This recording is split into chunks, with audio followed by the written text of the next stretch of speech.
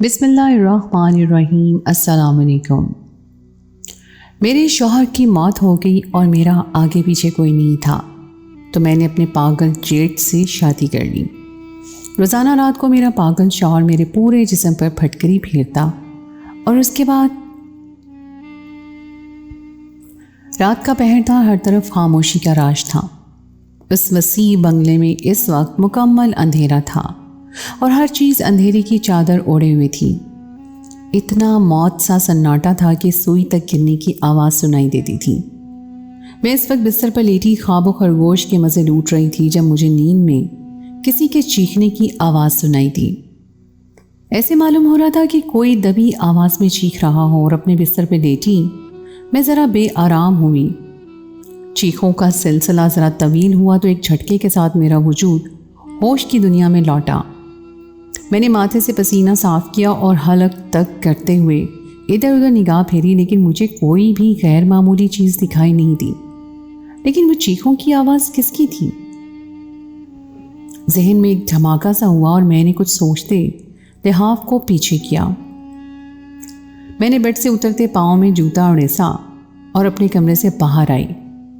قدموں کی چاپ پورے بنگلے میں گونج رہی تھی اور میں نے ایک کمرے کے سامنے رکتے دروازے سے کان لگایا، اور میری سوچ کے مطابق یہ دبی چیخیں اسی کمرے سے آ رہی تھی۔ میں نے ہلکے سے دروازہ اندر کی جانب دھکیلا اور دروازے کی چرچراہٹ پر اندر بیڈ پہ پڑا وجود چوکنا ہوا یا شاید ہوش کھو گیا۔ اس کے بازو بے جان ہو کر ایک جانب ڈھلک گئے۔ میں نے اپنے جیٹ کو بستر پہ پڑے دیکھا جبکہ اس کے ہاتھ بیڈ سے نیچے لٹک رہے تھے۔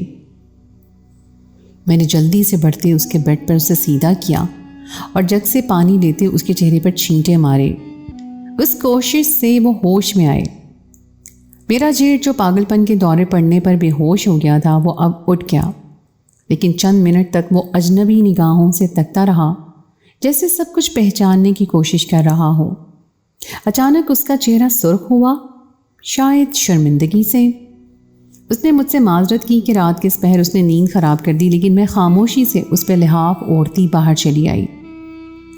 میرا جیٹ ان دنوں بہت بار مجھ سے ایک بات کہہ چکا تھا، لیکن میں جان بوجھ کر اس پر کان نہیں دھرتی تھی، کیونکہ مجھے لگتا تھا کہ میرا جیٹ شاید ٹھیک نہ ہو۔ مگر ان دنوں معلوم ہو گیا تھا کہ میرا جیٹ ایک سچا اور کھرا آدمی ہے، جو اپنے مفاد کے لیے مجھے شادی کا نہیں کہہ رہا بلکہ وہ میرا ہی بھلا چاہتا ہے۔ میرے شوہر کی وفات ہوئے 2 ماہ گزر گئے تھے اور میرا شوہر مجھ سے بہت محبت کرتا تھا۔ اپنے شریک حیات کو کھو دینا ایک بہت بڑا صدمہ تھا میرے لیے۔ ان دنوں میں کسی طرح بھی سنبھلی نہیں جانتی تھی، لیکن میرے جیٹ نے میرا خوب خیال رکھا۔ دن رفتہ رفتہ گزرتے گئے اور ہر چیز اپنی روٹین پر آ گئی۔ اپنے شوہر کا سارا بزنس اب میں اکیلی ہی سنبھال رہی تھی۔ اتنے بڑے بنگلے میں صرف میں اور میرا جیٹ ہی رہتا تھا، اور میرے شوہر نے اپنی محنت سے اتنا کچھ بنایا تھا کہ اس کی دن رات کی کاوشوں کے باعث بزنس بہت بڑا ہو گیا تھا۔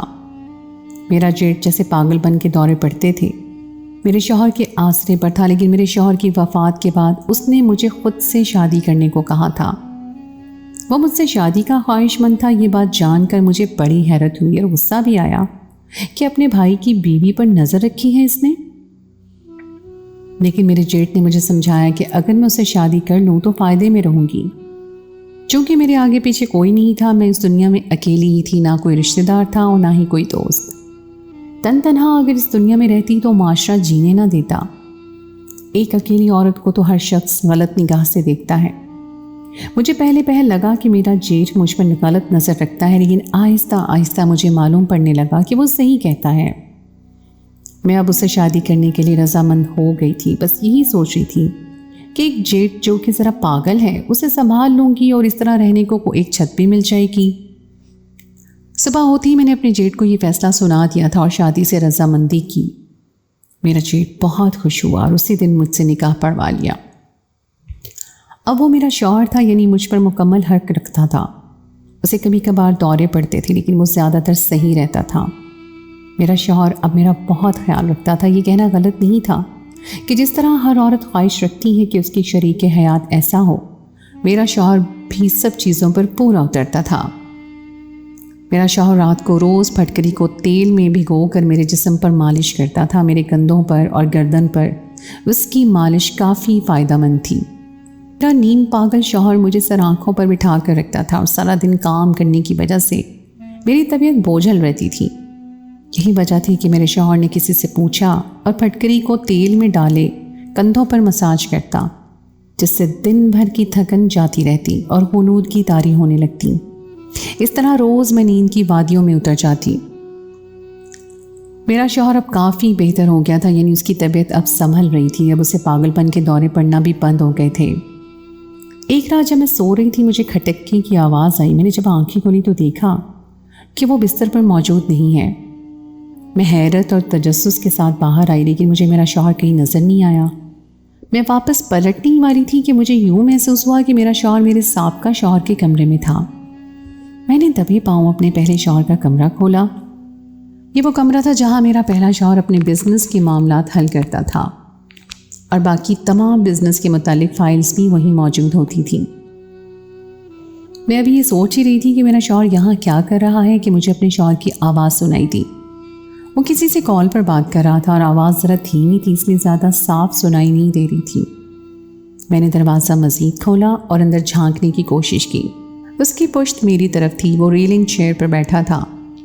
उसके हाथ में पड़ा मोबाइल और सामने टेबल पर रखी फ़ाइल साफ दिखाई दे रही थी। मुझे पल भर में यकीन नहीं आया। जो कुछ मैं सुन चुकी थी, सरगोशियाँ धीमी हो रही थी, जबकि इस बात में तवील थी। मेरा वजूद साकिन हो रहा था। खुली हुई फ़ाइल वैसे ही पड़ी थी और कॉल पर राब्ता मज़ीद लंबा हुआ। मेरे पाँव शल हो रहे थे, कानों से धुआं निकलने लगा। मेरे शौहर के हाथ में पकड़ा मोबाइल नीचे हुआ और कॉल मुनक़ता करती गई। खुली फ़ाइल बंद हुई और मुझे लगा मेरी धड़कनें भी साथ ही कहीं बंद हो गई हैं। इससे पहले कि मेरा शौहर मुझे यहाँ देख लेता, मैं वापस अपने कमरे में आ गई। मैंने गर्दन पर हाथ फेरा, जैसे शदीद झंझलाहट का शिकार हो गई हो। लेकिन अचानक मेरा हाथ मुझे गीला सा महसूस हुआ। मैंने हाथ आंखों के सामने किया। तेल के साथ फटकरी मेरे हाथ पर लगी हुई थी। मुझे याद आया कि सोने से पहले मेरी गर्दन पर मेरे शौहर ने ही उस तेल की मसाज की थी। मुझे शदीद नफ़रत महसूस हुई, इसलिए बगैर रात का ख्याल किए मैं फ़ौरन बाथरूम में बंद हो गई। दिसंबर की यकबस्ता रातों में गर्म पानी से शावर लिया। शावर लेने के बाद बाहर आई। मुझे मेरा वजूद एक भारी बोझ से आज़ाद होता महसूस हुआ। मेरा शौहर अभी भी कमरे में नहीं आया था। सुबह के 4 बज रहे थे। मैंने अपने बाल ड्राई किए। मेरा चेहरा इस वक्त किसी भी एहसास से आरी था। मेरा शौहर कमरे का दरवाज़ा खोलता अंदर आया और मेरी जानिब एक मुस्कान उछाली, लेकिन मैं स्पाट चेहरे के साथ खड़ी रही। बालों को कैचर में बांधती मैं वापस मुड़ी और मेरा शौहर मेरी जानिब पूरी तरह मतवज्जो था। उसने मुझे कहा कि आराम करो, आज नाश्ता बाहर से मंगवाएंगे। मैंने उसके अल्फाज सुनने के बाद उसकी जानिब देखा। उसका चेहरा वो था जो मैं जानती थी, लेकिन उसका वो चेहरा क्या था जो मुझसे भी छुपा हुआ था। मेरे अंदर बैठा वजूद सिसका था, लेकिन मैं मुंह पर चुप साधे हुए थी।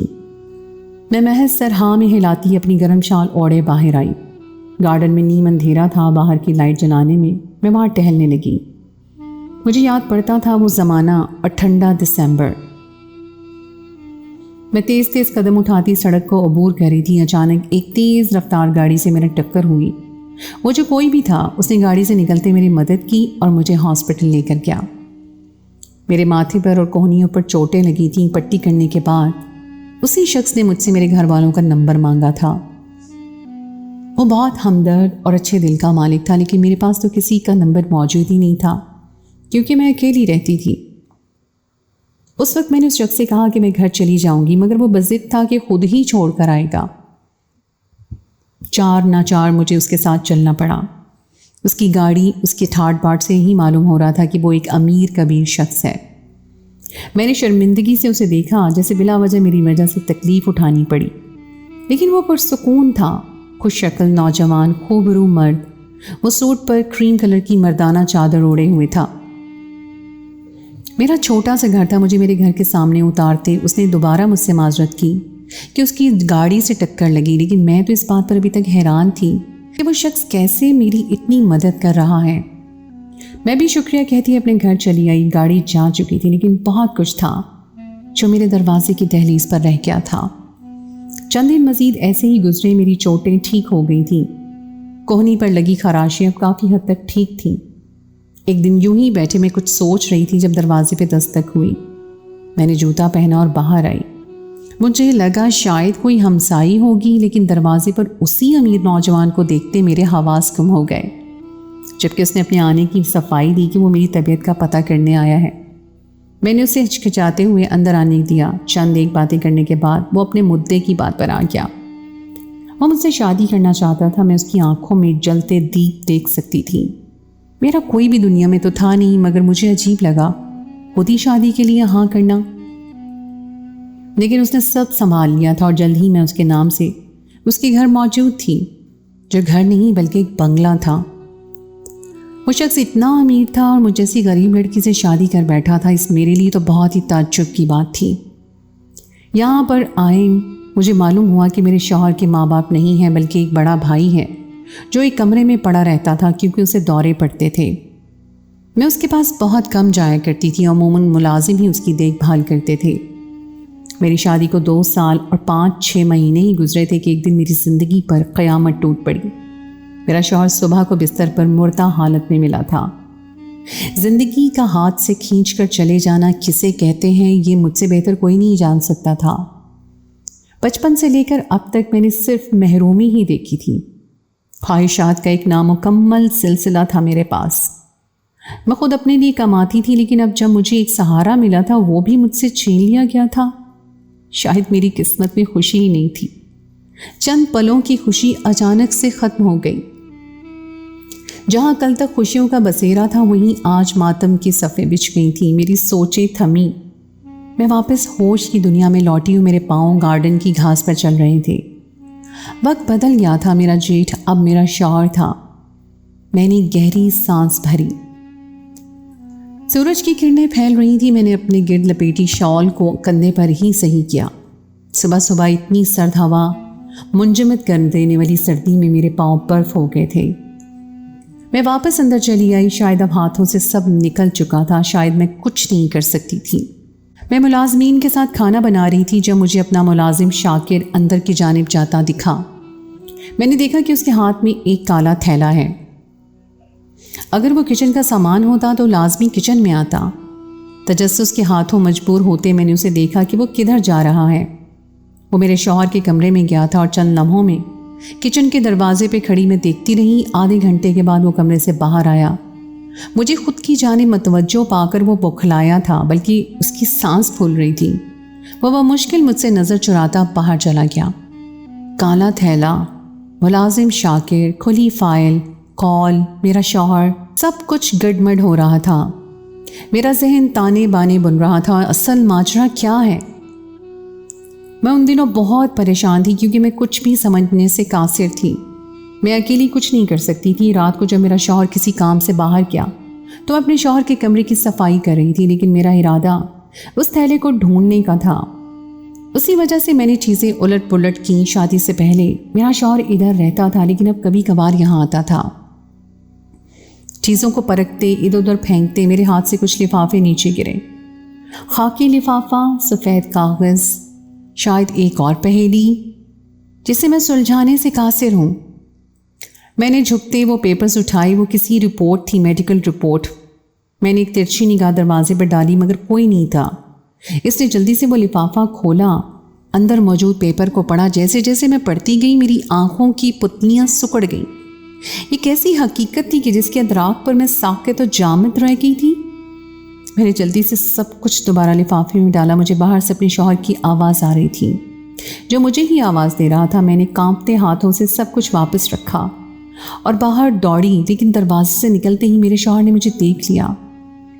मेरा रंग तो पहले ही फक था। मेरा शौहर मुझसे पूछने लगा कि मैं यहाँ क्या कर रही थी। हर वक्त बहाना सोचने पर बता दिया कि सफाई करने आई थी। मेरा शौहर मुतमईन हो गया और मुझे लेता हुआ नीचे आ गया। हॉल में तरह तरह के खूबसूरत लिबासों के ढेर लगे हुए थे जो मेरा शौहर बुटीक से लाया था। मैं अपने उलझे जहन के साथ बैठी थी। मेरा दिमाग वहाँ पर हाजिर नहीं था। मैंने चंद जोड़े देखे और बेजारी से अपने कमरे में आ गई और लेटी रही। जब आँख खुली तो रात के 7 बज रहे थे। मैंने उठे बाल समेटे नीचे आई हॉल में। उस वक्त कोई नहीं था, सब मुलाजिम क्वार्टर में थे। میں واپس کمرے میں آ گئی اور میرا شوہر ہاتھ میں کھانے کی ٹرے لیے اندر آ گیا۔ یہ چہرہ منافق تھا یا پھر میرا وہم، میں سمجھ نہیں سکی۔ میرے ساتھ بیٹھ کر اس نے کھانا کھایا اور برتن سائڈ ٹیبل پہ رکھ دیے۔ میں اس وقت خالی نگاہوں کے ساتھ اسے تک رہی تھی جب وہ ایک مہربان مسکراہٹ کے ساتھ میرے پاس آیا۔ پھٹکری کو تیل میں ملا کر اس نے معمول کے مطابق مالش کی۔ میں چند لمحے ویسی ہی رہی، مگر جلد ہی میرا دماغ سن ہونے لگا اور میں سو گئی۔ صبح جب اٹھی تو کوئی ہوش نہیں تھا۔ میں نے جلدی سے تیل کی بو کو اپنے جسم سے اتارنے کے لیے شاور لیا۔ میرا شوہر اس وقت نیچے موجود تھا اور صبح کی ٹھنڈی ٹھنڈی ہوائیں، خوشگوار موسم، لیکن میرے اندر موسم غمگین تھا۔ میرا شوہر اخبار پڑھ رہا تھا، اس نے ابھی مجھے دیکھا نہیں تھا۔ ملازم شاکر اس کے پاس آیا۔ اس نے اسے کچھ کہا تھا جس پر میرے شوہر کے ہونٹ مخصوص مسکراہٹ میں ڈھلے۔ میں جب ان کے قریب گئی تو وہ خاموش ہو گئے۔ گفتگو ختم ہو گئی۔ میں وہاں پڑی کرسی پر بیٹھ گئی۔ میرا شوہر اٹھ کر چلا گیا۔ میں نے فوراً شاکر کو بلایا، پوچھا کہ تم کیا کر رہے تھے؟ لیکن وہ صاف مکر گیا کہ اس نے تو کچھ کہا ہی نہیں ہے۔ میری شک کی گرہیں مزید مضبوط ہوتی چلی گئی۔ میں اندر چلی آئی اور کچن میں اپنے لیے کافی بنانے لگی۔ مگ میں ہلتا چمچ اور میری متحرک سوچیں یکجا ہو رہی تھی، کڑی سے کڑی مل رہی تھی۔ میرا ہاتھ رکا اور میری گردن میکینکی انداز میں مڑی۔ فریزر کے پاس پڑا تھیلا، کالا تھیلا۔ میں وہیں کافی کا مگ چھوڑتی اس تھیلے تک آئی اور جھکتے کانپتے ہاتھوں سے میں نے ڈرتے ہوئے کھولا، لیکن اس میں تو سبزیاں موجود تھیں۔ میرا جھکا سر اٹھ گیا۔ مجھے لگتا تھا میں ایک طویل مسافت طے کر آئی ہوں اور تپتی راہداری پر ننگے پاؤں بھاگ رہی ہوں۔ رات ہوئی اور اندھیرے کی چادر پھیل گئی۔ دھند گر رہی تھی جبکہ گرم سانسوں کی آواز سنائی دے رہی تھی۔ میں آگ جلائے باہر لان میں بیٹھی تھی جبکہ میرا شوہر اندر کھانا کھا رہا تھا۔ ابھی ادھر بیٹھے چند منٹ ہی ہوئے تھے کہ میرا ملازم شاکر مشتاق آیا۔ اس کے پاس چند فائلز تھیں۔ اس نے مجھ سے وہ سائن کروانے تھے۔ کچھ بزنس کے سلسلے میں میرا کولیگ آیا تھا باہر۔ میں نے فائلز کو بغیر دیکھے سائن کرنا شروع کر دیے، لیکن ابھی 3-4 صفحات پڑھے تھے جب مجھے چکر آیا اور میری طبیعت صحیح نہیں تھی، اس لیے باقی کام کل پر ڈالتی میں اٹھ کھڑی ہوئی۔ میرے ملازم نے مجھے 3-4 بار کہا کہ صرف 3 پیپرز پر سائن رہ گئے ہیں، وہ کر دیں، لیکن میں سستی سے منع کرتی اندر آئی۔ میرا شوہر کھانا کھانے کے بعد میرے پاس آیا، مجھ سے دن بھر کی رودات سنی۔ ابھی وہ مجھ سے پوچھ رہا تھا جب میں نے اچانک سوال داغا کہ اس کی میڈیکل رپورٹ کہاں ہے۔ میری بات پر وہ چونکا، لیکن پھر سکون سے کہہ دیا کہ وہ ابھی ملی نہیں۔ میں نے سر ہاں میں ہلایا۔ اس کے بعد میرا شوہر وہیں پھٹکری والا تیل لایا، لیکن جانے کیوں آج میرا دل نہیں تھا۔ میں نے اسے منع کر دیا۔ شوہر نے بہت بار کہا، مگر ایک ضد تھی جسے میں نے ہاں نہ کر سکی۔ میرا شوہر پیچ و تاب کھاتا تیل رکھ کر بیٹھ گیا۔ اب چال چلنے کی باری میری تھی۔ میں نے ٹیبل پہ رکھے 2 دودھ کے گلاس ٹرے سے اٹھائے اور ایک اپنے شوہر کو پکڑا دیا جبکہ وہ آرام سے پی گیا اور میرے کھڑے کھڑے وہ بیڈ پر ڈھہ گیا۔ پراسرار مسکراہٹ کے ساتھ میں نے اس کے وجود کو دیکھا اور باہر آئی۔ آج میرا ارادہ ہر راز سے پردہ فاش کرنے کو تھا۔ میں اپنے شوہر کے پرانے کمرے میں آئی۔ ہر چیز ترتیب سے رکھی گئی تھی۔ میں نے ہر چیز کو دیکھنا شروع کیا۔ باہر بجلی کی گرج چمک سے عجیب ماحول بنا ہوا تھا اور کھڑکیوں کے پٹ ہوا کے دوش سے آواز کر رہے تھے۔ میں نے ہر چیز پر پش ڈالے، چھان بین کی اور آخرکار ہر چیز کی جڑ میرے ہاتھ آ گئی۔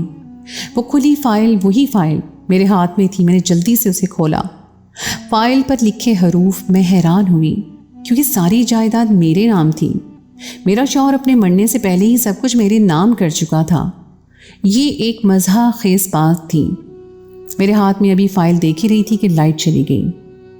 اندھیرے کمرے میں اس وقت میں اکیلی تھی۔ میں نے اندازے کے ساتھ باہر کی جانب چلنا شروع کیا۔ باہر سے ملازم کی آوازیں آ رہی تھیں جو لائٹ صحیح کر رہے تھے، شاید فیوز خراب ہو گیا تھا۔ میرا پاؤں کسی چیز سے ٹکرایا اور لائٹ بھی اسی ٹائم آ گئی۔ وہ کالا تھیلا جو اس وقت ملازم کے پاس تھا وہی تھا اور میرے شوہر کی الماری کے نیچے تھا، لیکن میں ذرا سا باہر نظر آ گیا جس سے میرا پاؤں ٹکرایا۔ میں نے فائل پر گرفت مضبوط کی اور تھیلے کو کھولا۔ پھٹکری سے بھرا یہ تھیلا مجھے تشویش میں مبتلا کر گیا۔ میں نے تھیلے کو پورا الٹا، لیکن اس میں سوائے پھٹکری کے اور کچھ نہیں ملا۔ میں ویسے ہی اسے چھوڑتی باہر آئی۔ 2 ملازم ہال میں تھے اور بارش کی وجہ سے وہ اٹھ گئے تھے۔ مجھے دیکھتے ہی وہ واپس چلے گئے، لیکن میں نے ملازم شاکر کو روکا۔ وہ ڈرتے ڈرتے میرے پاس آیا۔ میں نے فائل اس کے سامنے کی، جسے دیکھتے اس نے دوبارہ مجھے دیکھا۔ میں نے اسے بتایا کہ وہی فائل ہے جو تم مجھ سے سائن کروانے کے لیے میرے پاس لائے تھے۔ اس دن یہ فائل میں شاکر کے ہاتھ میں دیکھ کر چونکی تھی۔ جب اس نے سائن مانگے میں نے جان بوجھ کر ناٹک کیا تھا، کیونکہ یہ فائل پہلے ہی نظروں سے میری گزر چکی تھی۔ شاکر پہلے چپ سا ہو گیا، پھر میں نے اسے دھمکی دی جس پر اس نے سب بتا دیا۔ میرے نیم پاگل شوہر نے مجھ سے شادی محض جائیداد کی تحت کی تھی، اسے مجھ سے اور کوئی غرض نہیں تھی۔ میری خوبصورتی سے متاثر ہو کر اس نے شادی کی، لیکن اس کا اصل مقصد جائیداد اپنے نام کروانا تھا۔ شاکر چند پیسوں کے عوض بک گیا تھا اور میرے شوہر نے اسے یہ کام دیا تھا کہ مجھ سے سائن کروائے جائیں، اور پھر پھٹکری کا معاملہ بھی کھل گیا۔